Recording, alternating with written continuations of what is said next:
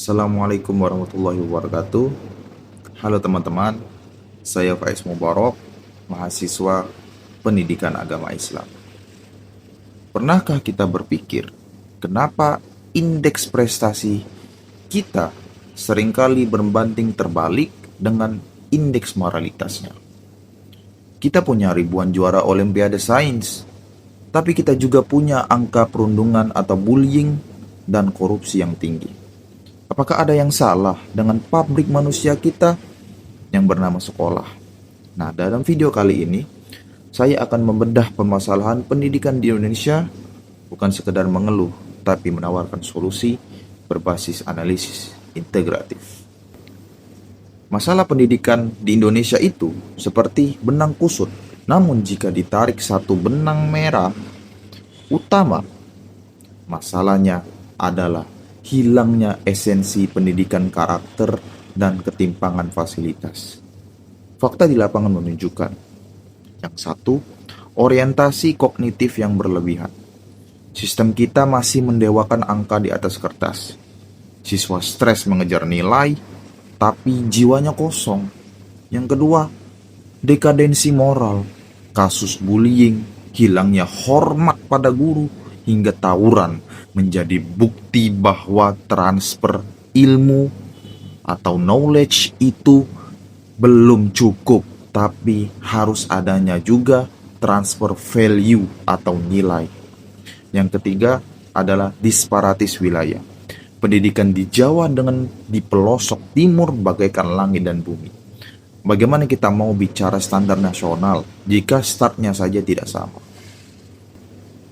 Untuk membedah masalah ini secara akademis, saya menggunakan metode analisis kualitatif dengan pendekatan studi pustaka atau library research. Saya membedah Undang-Undang Sisdiknas nomor 20 tahun 2003 dan membandingkannya dengan realita lapangan serta filosofi pendidikan Islam klasik seperti pemikiran Imam Al-Ghazali tentang ta'zim. Saya menganalisis gap atau kesenjangan antara dasolen atau apa yang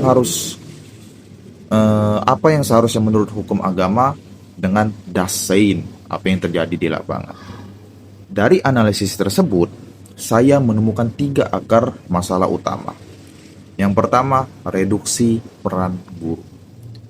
Saat ini, guru terlalu disibukkan dengan administrasi birokratis.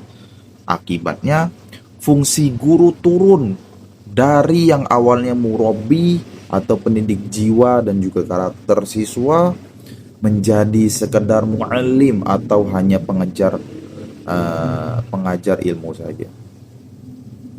Guru tidak punya waktu untuk menyalami hati muridnya karena sibuk mengisi administrasi. Yang kedua, sekularisasi terselubung. Pelajaran agama sering dianggap hanya sebagai pelengkap. Padahal dalam Islam, adab harus didahulukan sebelum ilmu. Al-adabu fawqal ilm. Ketika agama dipisahkan dari sains, kita melahirkan orang pintar yang licik, bukan orang pintar yang bijak dan juga baik. Kemudian yang ketiga, kurikulum yang tidak membumi.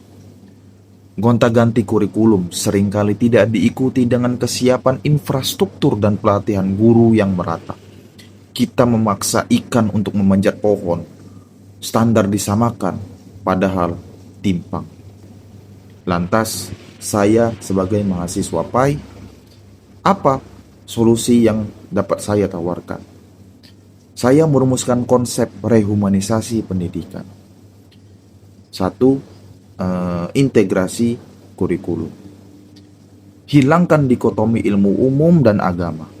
Guru matematika harus bisa mengajarkan kejujuran lewat angka. Guru biologi harus bisa mengajarkan kebesaran Tuhan lewat sel. Nilai agama harus masuk ke semua mata pelajaran, bukan hanya di jam pelajaran agama saja. Yang kedua, penyederhanaan administrasi guru. Kembalikan guru ke kelas, fokuskan guru ke kelas, bukan ke tumpukan kertas.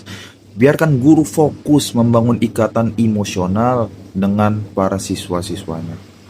Yang ketiga, itu penguatan pendidikan adab. Sekolah harus menjadi tempat latihan adab atau etika. Sebelum anak diajarkan 1+1 sama dengan 2, ajarkan mereka cara menghormati orang lain, cara menghormati sesama, cara menghormati kepada yang lebih tua, cara mengantri, dan juga cara meminta maaf. Yang keempat, pemerataan digitalisasi. Pemerintah harus fokus pada infrastruktur internet di daerah 3T, tertinggal, terdepan, dan terluar, agar akses materi berkualitas bisa dinikmati semua anak bangsa, dari Sabang sampai Merauke.